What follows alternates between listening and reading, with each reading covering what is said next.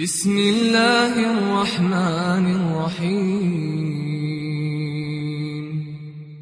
সাদ্দাদ বিন আউস রাদিয়াল্লাহু তাআলা আনহু থেকে বর্ণিত, নবী করিম সাল্লাল্লাহু আলাইহি ওয়াসাল্লাম থেকে তিনি বর্ণনা করেন যে রাসূলুল্লাহ সাল্লাল্লাহু আলাইহি ওয়াসাল্লাম বলেছেন, সাইয়্যিদুল ইস্তিগফার, সাইয়্যিদুল ইস্তিগফার প্রতিদিন পড়বেন। এটা আল্লাহ পাকের জিকির, খুব সুন্দর জিকির। আল্লাহর কাছে ক্ষমা চাওয়ার জন্য অত্যন্ত গুরুত্বপূর্ণ মূল্যবান দোয়া, এই জন্য সাইয়্যিদুল ইস্তিগফার বলা হয়েছে। ইস্তিগফারের কি বলবো এটাকে? সৈয়দ, সৈয়দ মানে হচ্ছে সরদার, সৈয়দ মানে হচ্ছে নেতা। ইস্তিগফারের সবচেয়ে শ্রেষ্ঠ দোয়া। বান্দা এইভাবে বলবে, আল্লাহুম্মা আনতা রাব্বি লা ইলাহা ইল্লা আনতা খালাকতানি ওয়া আনা আবদুকা ওয়া আনা আলা আহদিকা ওয়া ওয়াদিকা মাসতাতাতু আউযু বিকা মিন শাররি মা সানাতু আবু লাকা বিনিমাতিকা আলাইয়া ওয়া আবু বিযামবি। কোন রিওয়ায়াতে রয়েছে আবু লাকা বিযামবি, সুতরাং দুটোই ঠিক রয়েছে। ফাগফিরলি, কোন কোন রিওয়ায়াতে রয়েছে আবু, ওর জায়গায় রয়েছে আতারিফু। আবু মানে স্বীকার করছে, অঙ্গীকার করছে, আর আতারিফু মানেও স্বীকার করছে, অঙ্গীকার করছে। সুতরাং শব্দের পার্থক্য, অর্থ একই রকম। ফাগফিরলি ফাইন্নাহু লা ইয়াগফিরুয যুনুবা ইল্লা আনত, এই হলো দোয়া। কারের অর্থ জানা আছে? আশা করি অর্থ জানা আছে। মাশাআল্লাহ, হাত উঠেছে। অর্থ জেনে জিকির করবেন। গতকাল অর্থ জেনে জিকির করবেন। আপনি যদি বলেন যে মা আপনাকে খুব স্মরণ করছি, তার মানে অর্থ বুঝে স্মরণ করছেন না, শুধু না বুঝে কিছু মন্ত্র পাঠ করছেন। তাহলে মা বাপকে স্মরণ করলে, দুনিয়ার বন্ধু বান্ধবকে স্মরণ করলে যেই ভাষা দিয়ে স্মরণ করছেন সেই ভাষা কিন্তু বুঝছেন, কিন্তু আল্লাহকে স্মরণ করার জন্য ভাষা বুঝাবুঝি লাগে না, মন্ত্র পড়লেই স্মরণ হয়ে যায় না। এটা হাস্যকর কথা। এই জন্য জিকির আজকার বুঝে সুঝে করতে হবে যে কি বলে আল্লাহকে স্মরণ করলেন আপনি, কি কথার মাধ্যমে আল্লাহ জিকির, সুবহানাল্লাহ জিকির করলেন আপনি। মানে আল্লাহ তোমার পবিত্রতা ঘোষণা করছি, আলহামদুলিল্লাহ সমস্ত প্রশংসা তোমার, আল্লাহ, আল্লাহর জন্য, আল্লাহু আকবার, আল্লাহ সবচেয়ে বড় আমার কাছে, ইত্যাদি ইত্যাদি। এইভাবে বুঝে সুঝে জিকির করবেন। তো সাইয়্যিদুল ইস্তিগফার অর্থটা দেখা যাক। আল্লাহুম্মা আনতা রাব্বি, হে আল্লাহ তুমি আমার রব, লা ইলাহা ইল্লা আনতা তোমার ছাড়া কেউ সত্য মাবুদ নেই, খালাকতানি তুমি আমাকে সৃষ্টি করেছো, ওয়া আনা আবদুকা আমি তোমার গোলাম, আমি তোমার দাস বান্দা, ওয়া আনা আলা আহদিকা ওয়া ওয়াদিকা মাসতাতাতু আমি যথাসাধ্য তোমার প্রতিশ্রুতি, তোমার সাথে যে চুক্তি হয়েছে আমার করেছি, সেই চুক্তি আর ওয়াদা প্রতিশ্রুতির উপর কায়েম রয়েছি। আউযু বিকা মিন শাররি মা সানাতু আমি যা কিছু করেছি পাপ অন্যায় তার অনিষ্ট থেকে তোমার আশ্রয় চাইছি।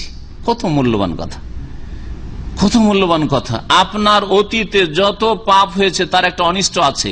পাপ কিন্তু বাপকে চেনে না, পাপ কিন্তু আপনাকে ধরতে যাচ্ছে, মানে আপনার আযাব আসছে, ডেকে নিয়ে আসছে। আপনি আল্লাহর কাছে এর মাধ্যমে আশ্রয়, আল্লাহ আমি ভুল করেছি, গুনাহগার বান্দা, কিন্তু আল্লাহ এর জন্য আমাকে তুমি ধরে নিও না, আমার উপর বালা মুসিবত না চলে আসে। আউযু বিকা মিন শাররি মা সানাতু এতটুকু তো আপনার কল্যাণের জন্য যথেষ্ট, ঠিক কিনা? কারণ আমরা সকলেই গুনাহগার, আর যে কোনো গুনার জন্য যদি চলে আসে আমাদের বালা মুসিবত, তাহলে রেহাই পাবো না, কেউ রেহাই পাবো না। কত যে ভুল হচ্ছে। তাহলে আল্লাহ পাকের কাছে যখন সকালবেলা আপনি চেয়ে ফেললেন আউযু বিকা মিন শাররি মা সানাতু, আল্লাহ যা কিছু করেছি, আল্লাহ রাতে যা ভুল করেছি তার অনিষ্ট থেকে আমি পানা চাইছি, আল্লাহ বালা মুসিবত যেন না আসে, তার কারণে আমার অন্যায়ের কারণে, পাপের কারণে আমার বিপদ আপদ যেন না আসে। সন্ধ্যাবেলা আবার বললেন আউযু বিকা মিন শাররি মা সানাতু আল্লাহ সারাদিনে যে অন্যায় ভুল ভ্রান্তি করেছি তার সেসব পাপের অনিষ্ট থেকে তোমার আশ্রয় চাইছি। আল্লাহকে দোয়া শুনবেন না? আল্লাহকে আপনার জিকির শুনবেন না? আল্লাহকে আপনাকে আশ্রয় দেবেন না? অবশ্যই আশ্রয় দেবেন। আবু লাকা বিনিমাতিকা আলাইয়া এবং আমার প্রতি তোমার অনুগ্রহ যে রয়েছে তা আমি স্বীকার করছি, তো আমার উপর রয়েছে আর কারণ না। ও আবু বিযামবি আর আমার গুনাহরও স্বীকারোক্তি করছি, আমি যে গুনাহগার পাপী তাও স্বীকার করছি। ফাগফিরলি সুতরাং আমাকে মাফ করে দাও। ফাইন্নাহু লা ইয়াগফিরুয যুনুবা ইল্লা আনতা কারণ তোমার ছাড়া কেউ গুনাহ মাফ করতে পারে না। বান্দা যখন এই কথা বলে, অন্য আরেকটি riwayate রয়েছে, তখন আল্লাহ ফেরেশতাদেরকে বলেন, দেখো আমার বান্দা কি বলছে, যে ফাইন্নাহু লা ইয়াগফিরুয যুনুবা ইল্লা আনতা আল্লাহ তুমি ছাড়া কেউ আমাকে ক্ষমা করতে পারে না। তো আমার বান্দা যদি এইরকম আমার সম্পর্কে ধারণা রাখে তো আমি কেন মাফ করব না? ফেরেশতা তোমাদেরকে সাক্ষী রাখছে, আমি মাফ করে দিলাম তাদের। কারণ ওর ইয়াকিন আছে যে আমি ছাড়া ওর কারো ক্ষমতা নেই ক্ষমা করার, কারো ক্ষমতা নেই তাকে উদ্ধার করার। ফাইন্নাহু লা ইয়াগফিরুয যুনুবা ইল্লা আনত। শেষ।